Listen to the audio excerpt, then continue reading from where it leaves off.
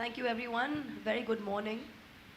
It's actually quite strange that I'm perfectly okay standing up.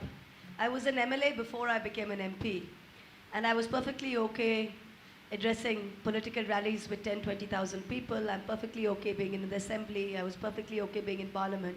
But whenever I come into something like this, especially to a school, I think in my head, I'm still 11 years old, and I keep thinking of assembly morning and, when the days when we had school functions.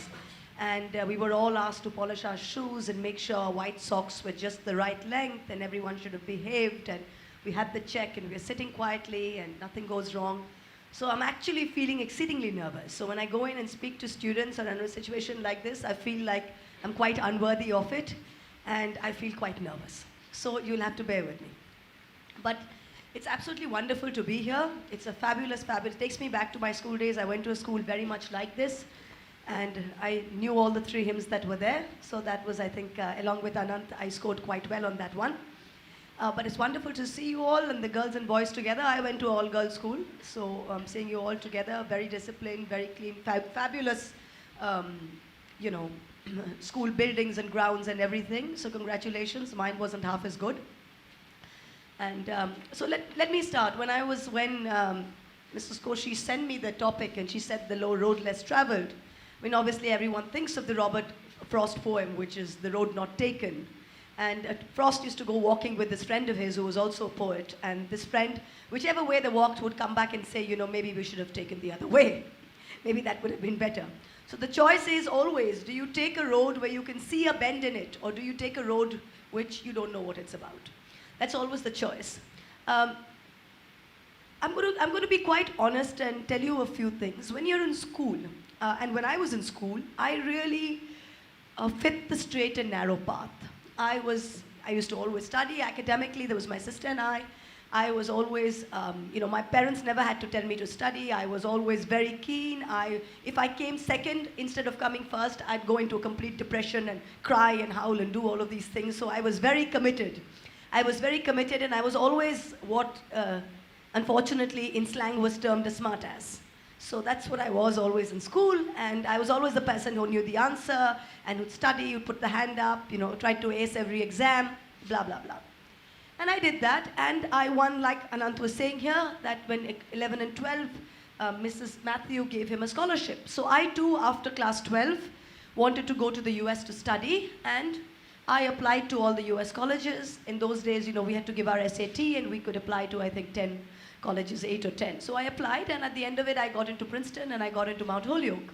But I didn't get any financial aid in Princeton, so obviously the choice for me was to go to Mount Holyoke, which was one of the 7 sister colleges in Massachusetts. So I think this was, more than 24 years ago that I first went to college. And nowadays, I see a lot of parents who take their kids, and I see a lot of my friends who say, where are you going for the summer? And they're like, we're going to check out colleges for our children. And then what else are you doing? No, we are going to Bombay to find tutors who can help our children study for the SAT and write the perfect essay. And then I find people, when their children get in, where are you going? Oh, we are going in August, we're going to go settle our child in, buy her everything, put her into the dorm room, set her in and come back. Now, unfortunately, I never had any of those luxuries or privileges, you may call it. I came from a very solid upper middle class stock. My parents were working, my mother was a housewife, my father was a working man. And we always had enough to eat and all of that. But the thought of my parents going to drop me or to kit out my room were things that were unheard of. It was obvious I would study on a scholarship. And while I was on campus, it was obvious that I would work on campus to pay for my, bills. So I got a campus job. I used to wash dishes my first year.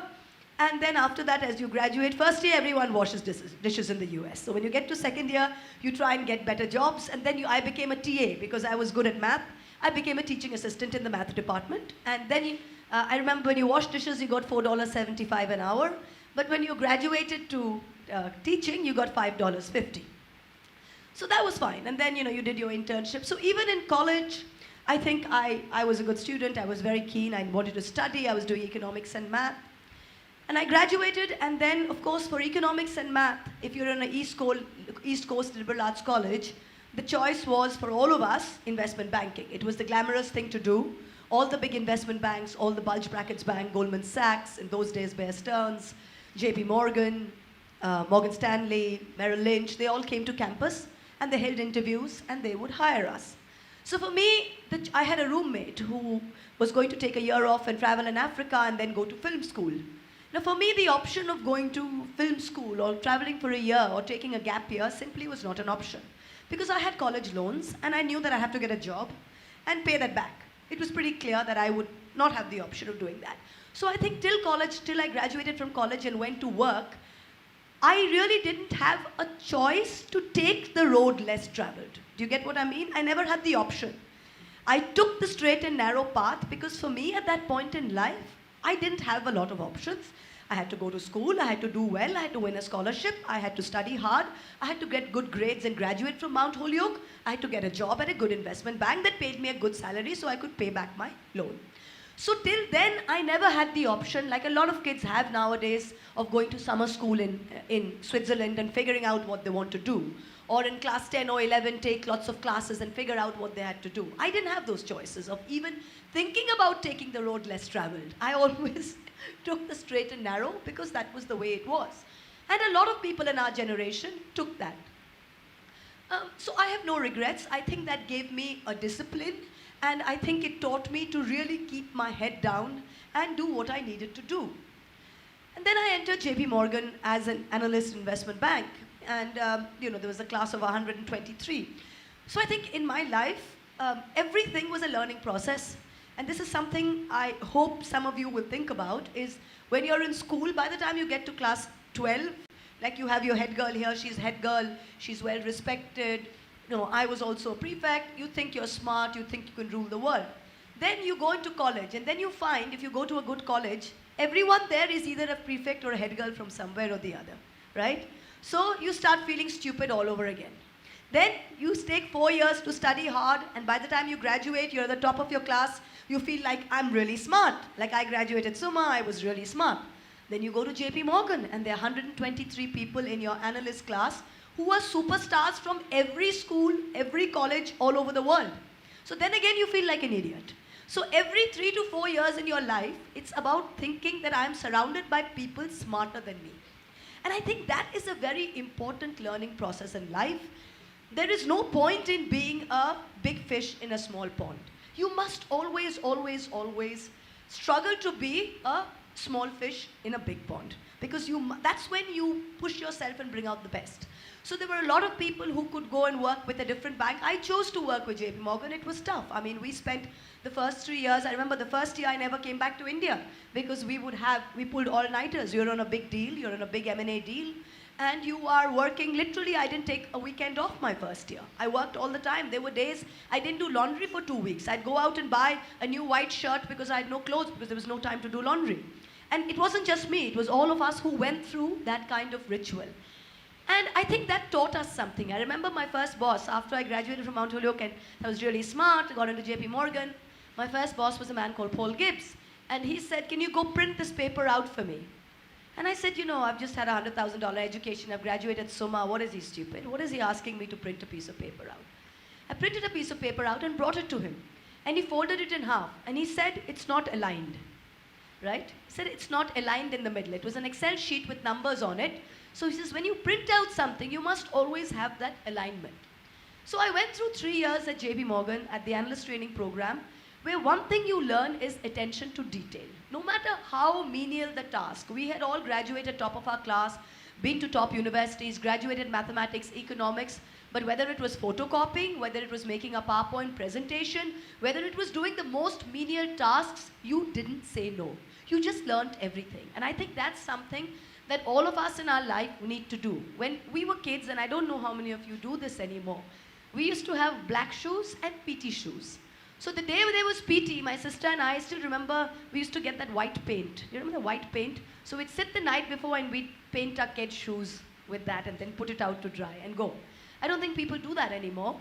But I just think that anything in your school life where if you do it yourself, if you pack your bed yourself, if you make your bed yourself before you leave to school, if you carry your bag yourself, I see a lot, and I'm not putting a judgment call on this, but I think it's something all of you kids need to think about, is if you're getting out of the car, sometimes I see the person who's driving your car or your helper holding the bag or holding your water bottle.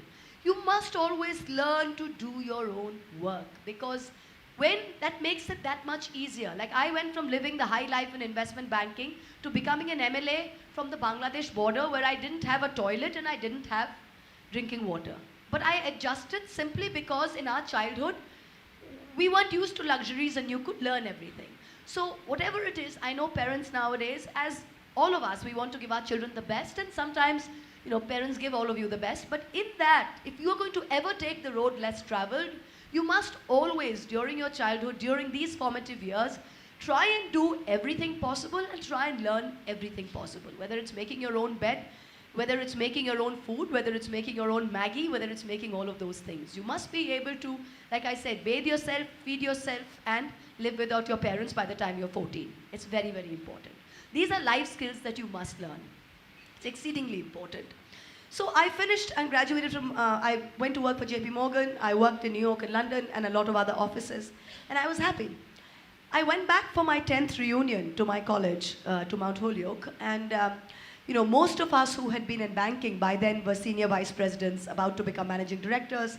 All of us were earning very well, had good lives, a few of us had children, all of that. And I remember being in Mount Holyoke, and 99% of my class were exceedingly successful, but they were all homogeneous, if you know what I'm saying. They were all pretty much led the same kind of life. And there were only about 5 or 6 people in our graduating class who had done different things. So there was a girl in my class, and she was already by then a senator from New Hampshire.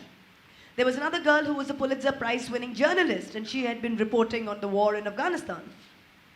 So there were a few of them which stood out. And I remember on the way back, thinking about this and saying, do I want to come back for my 20th reunion or my 25th reunion, being another managing director at JP Morgan, or do I want to come back having made a difference?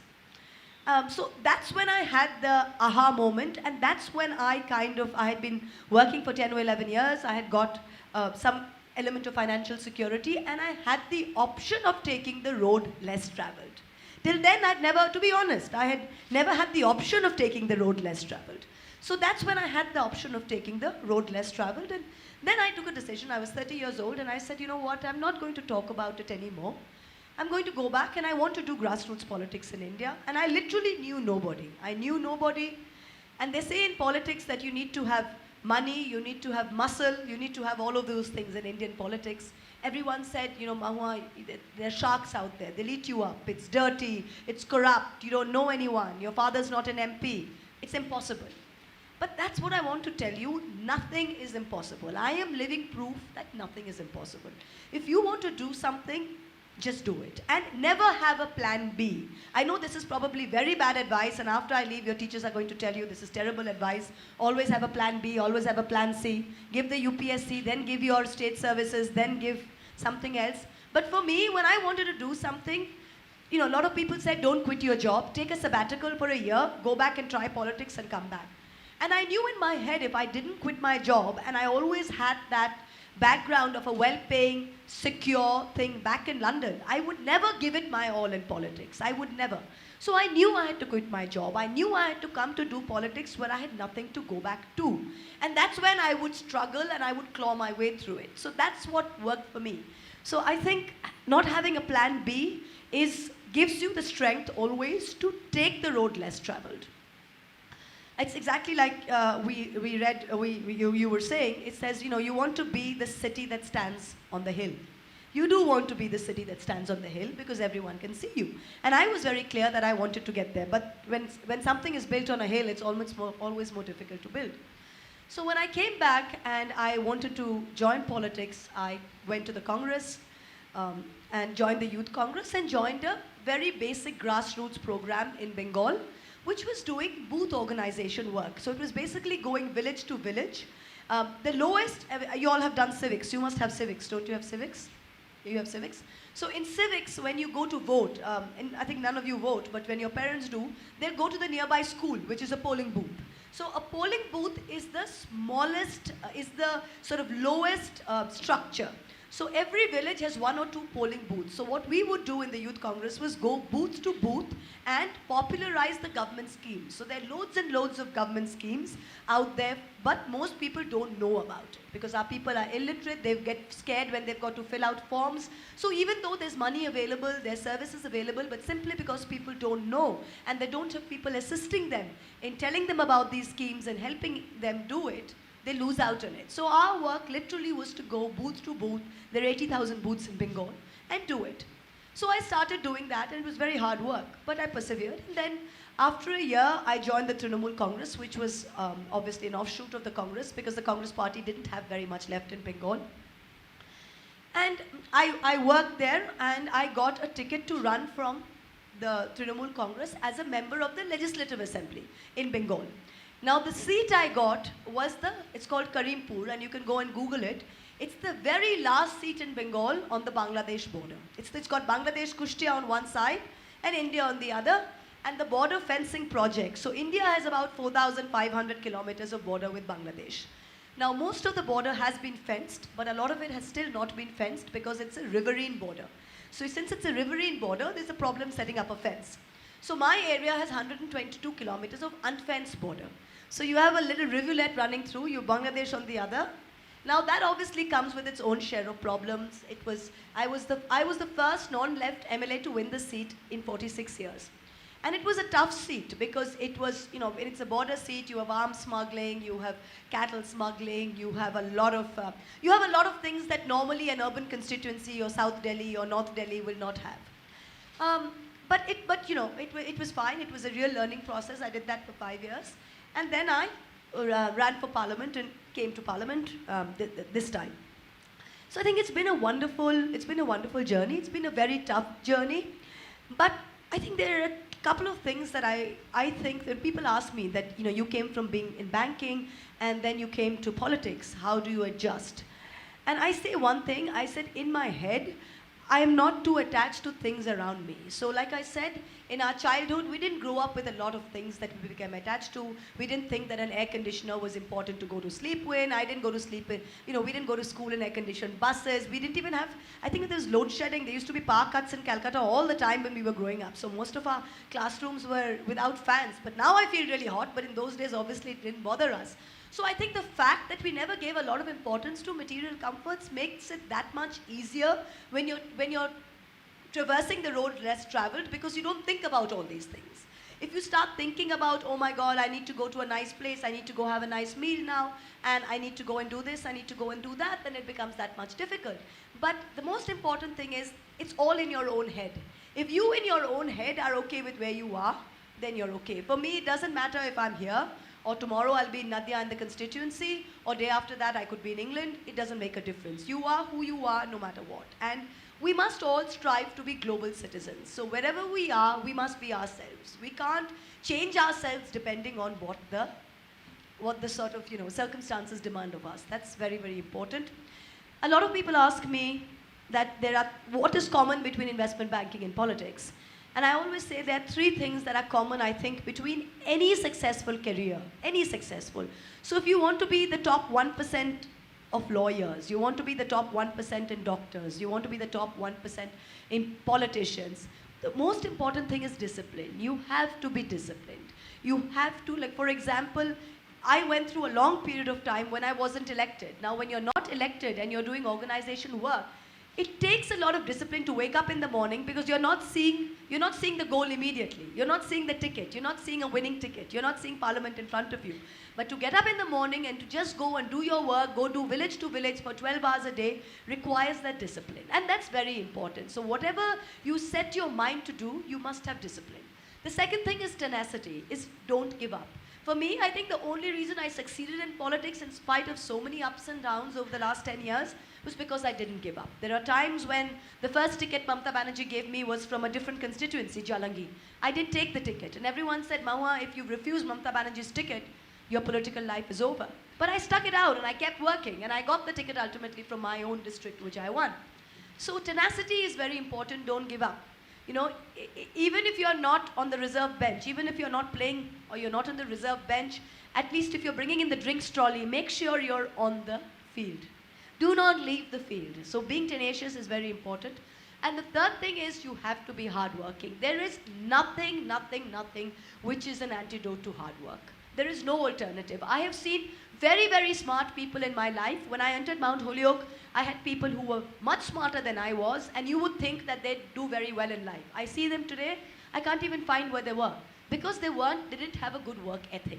So in life, remember that even if you are not that smart, but you work very hard, you will do much better than somebody who's super intelligent, but who doesn't have a good work ethic, right? So it's like if you have a brilliant idea, but it's poorly executed, it's no point. Even if you have a mediocre idea, and it's well executed, it'll probably end up doing well.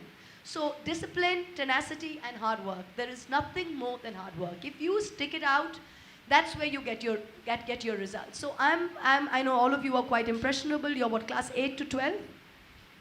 What is 8 to 12 here? 9 to 12. So 9 to 12, everyone's telling you study hard, do well in your boards, and that's important. That's very important. I think it's like M.F. Hussain said. He said, you can go and be as creative as you like, but first you must know how to draw a horse.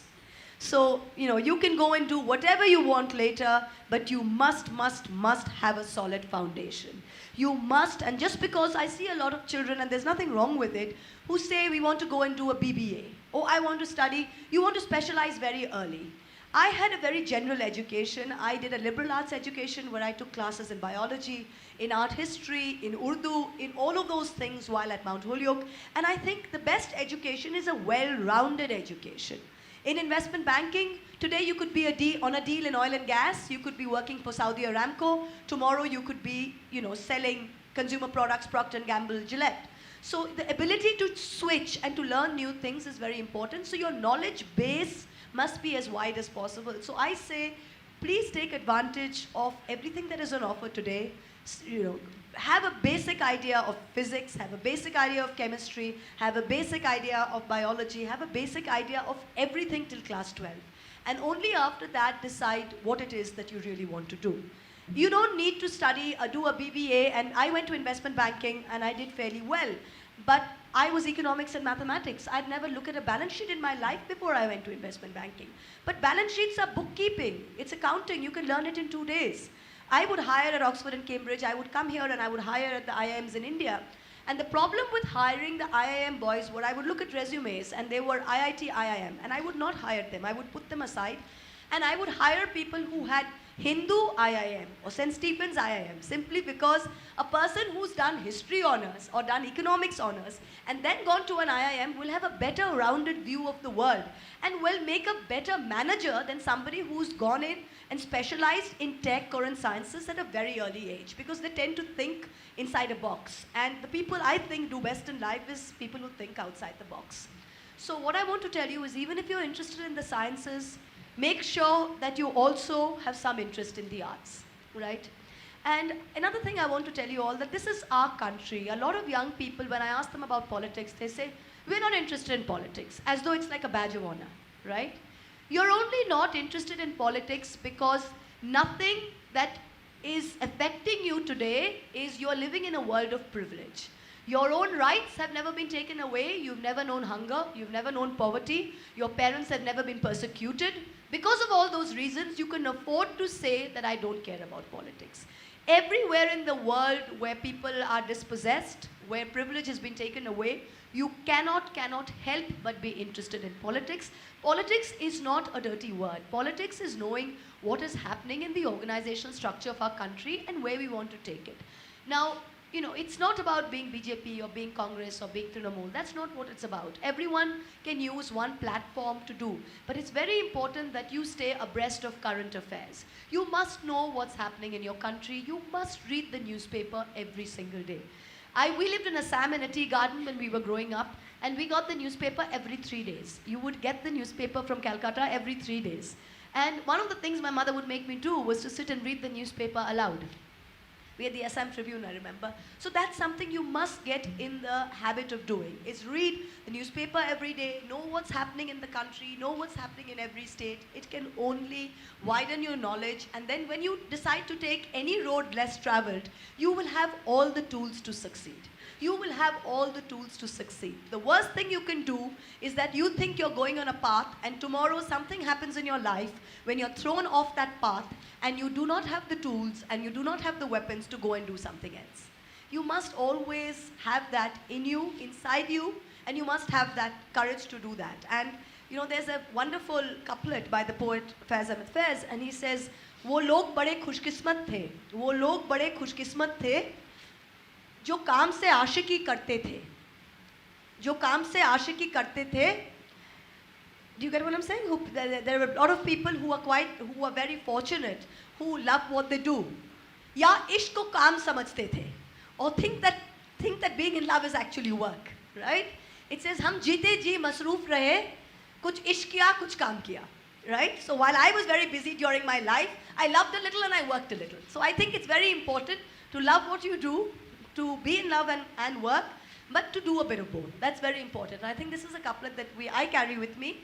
So that's about it. I'm sorry, I'm actually got a very high fever and I'm feeling not very thin, but and another thing that I wanted to tell all of you was that sometimes people ask me, is it difficult being a woman? I get a lot of questions about gender, as a lot of you young people ask me about gender, and they say, is it difficult being a woman politician? Is it difficult being a woman in parliament? There are only 78 of you. There are only a little more than 600 women who have ever been elected to Indian parliament since independence. I'm one of a club of 600. I'm one of a club of 78 now. Is it difficult? And I always say one thing. I said, I don't think of myself as a woman. I think of myself as a politician. I think of myself, even when I was a banker, I think of myself as a banker. So whatever you do, think of yourself as what you're doing rather than let your gender define you. Right? So if you're a doctor, you're a doctor first. And yes, then no one asks a man, I must tell you to all the women there, no one asks a man how is it difficult being a man. So why do we always suffer from being told, I said, no, I'm a politician. That's the end of that. Tell me if I'm a good politician or a bad politician, but don't ask me what has my gender got to do with it.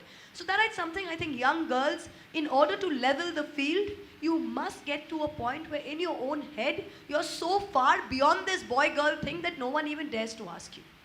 That no one even dares to ask you. Do you get what I'm saying? Yeah? So that's whatever you want to do, you just do what you have to do. And that's it. That's it. You will be defined by what you do rather than your gender. And at least in my lifetime, I have seen the number of these questions get reduced over time. Hopefully by the time you grow up, another 20 years' time, this will get even better and we'll be living in a world which will be much more of an even playing field than it is. So are there any more questions? Should I take some questions? Kids, do you want some questions?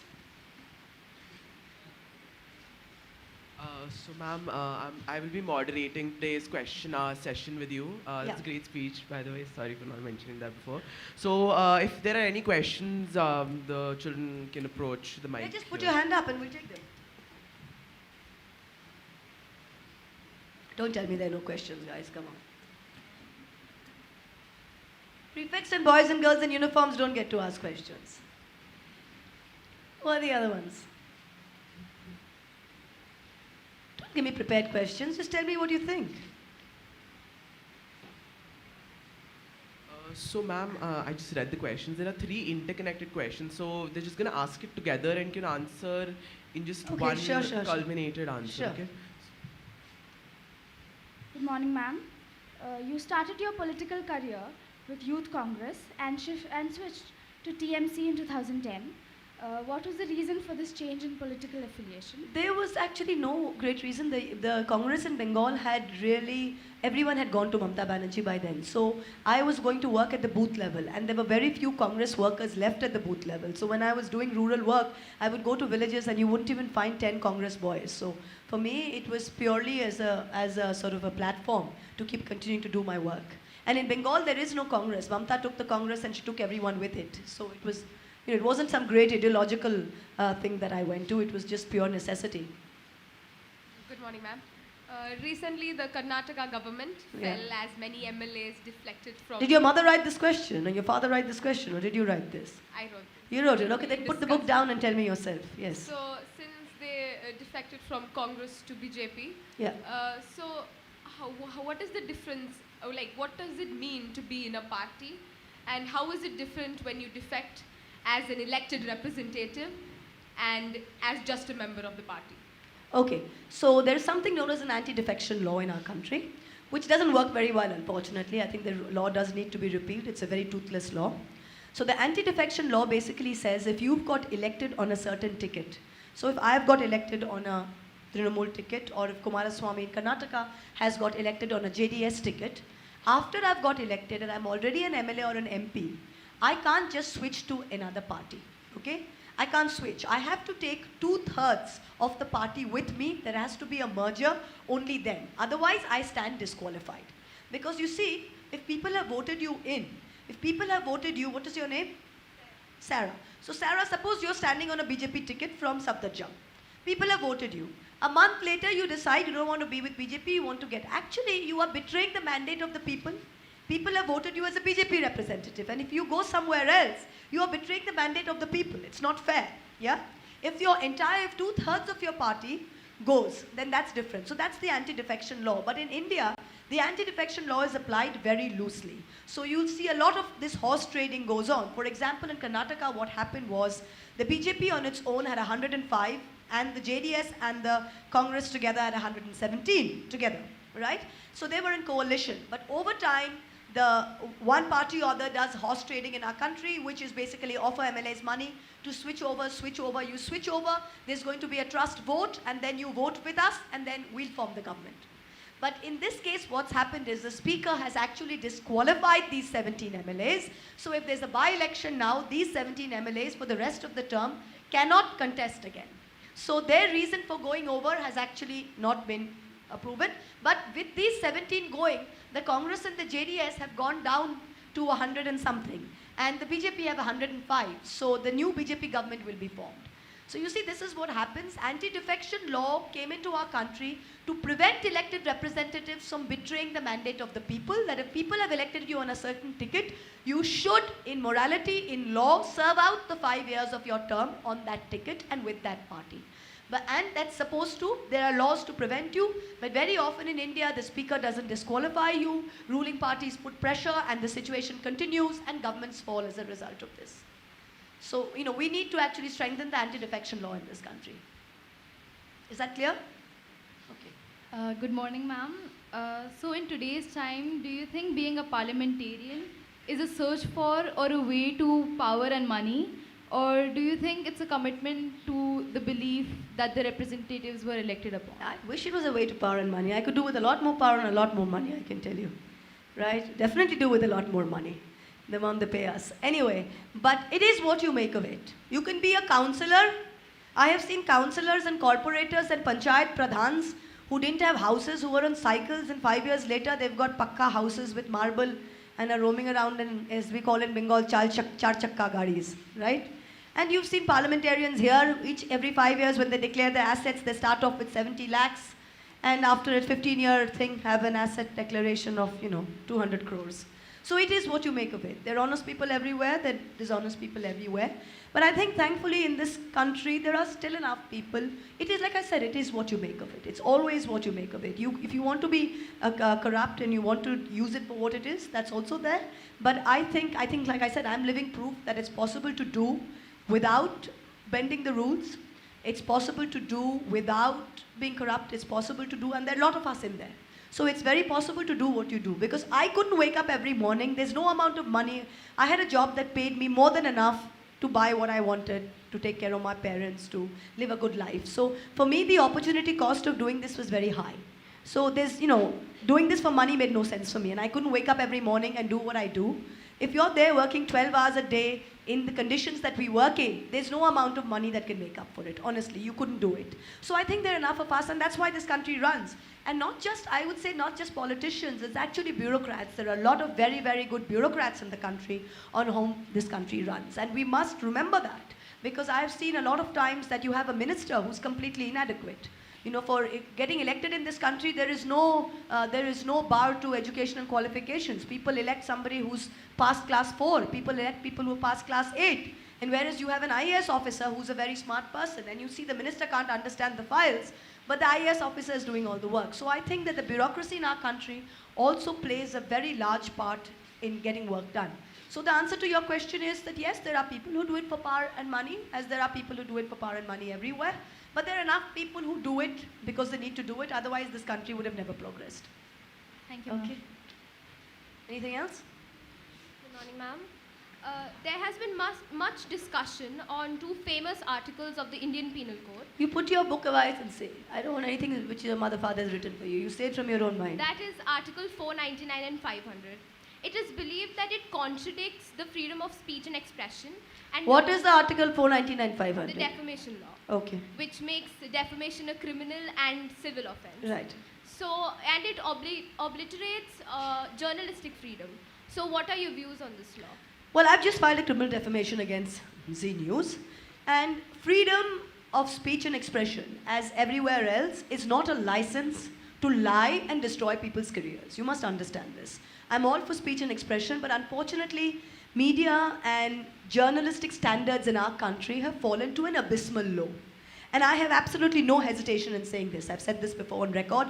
I think, when we grew up, we would wait to read the editorial in the Statesman. We would wait to read the editorial in the Calcutta Telegraph. Today, when I look at the editorial, it's poor grammar. It's frightening.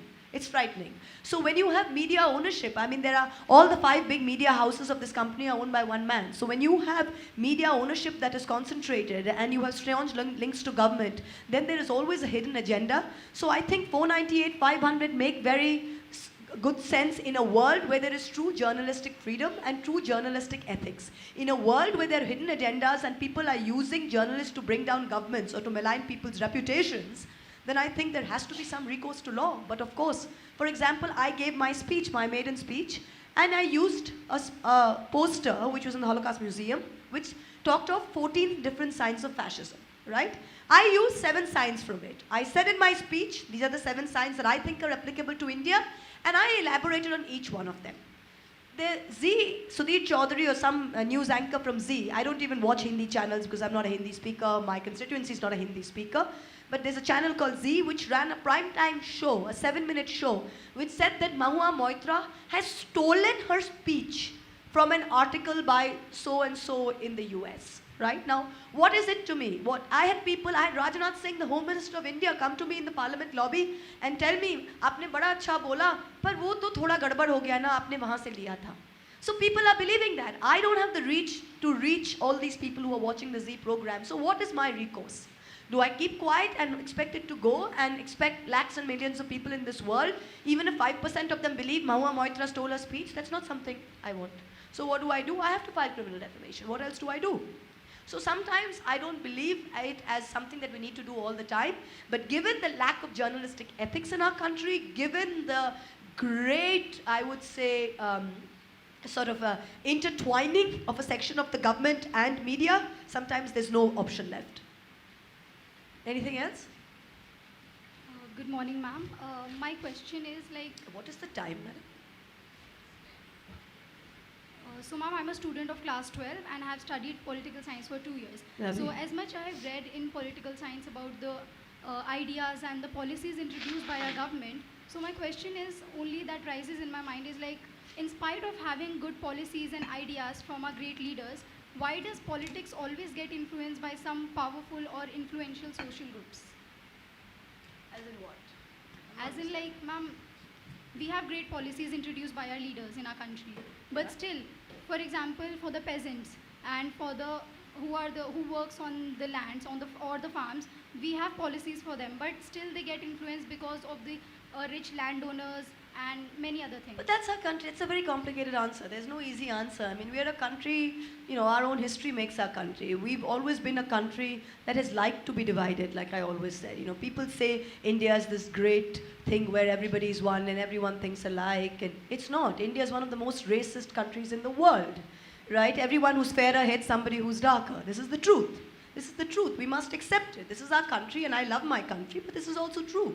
So we will go to Australia and we will complain. Indians will complain in Australia of racism, but that same Indian will behave terribly with a Nigerian diplomat in Delhi.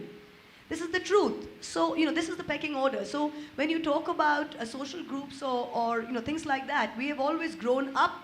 This is a fact actually, Mrs. Koshi. This is a fact and this is something, kids, these are class 9 to class 12. They must understand this. There's no point, this is not a sign of unpatriotism. This is the truth. This is the truth. Even till today, when we talk of social evils or social groups, how many of you, when you grow up and you want to get married, will go and marry the person you like without your parents not thinking about what caste they're marrying?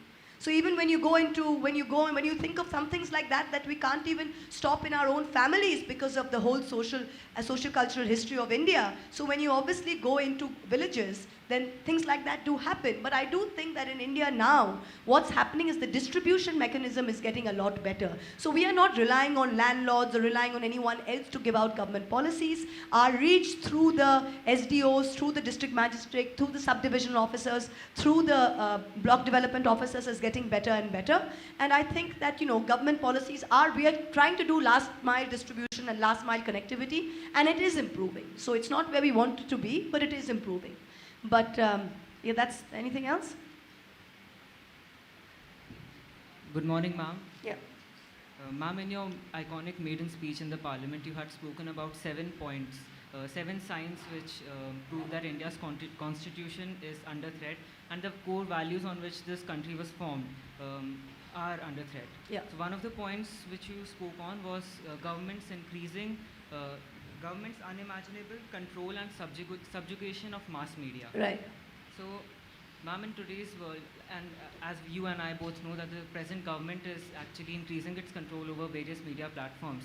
So my question to you is that in today's world, today's world of digital media, how do you, what would be your suggestion to the youth on how to form your opinion and not be a victim of political propaganda? This is a very, very good question, and if you keep your eyes and ears open, hopefully by this session, and we are fighting very hard in the opposition today, is we don't have a data protection law in India, okay?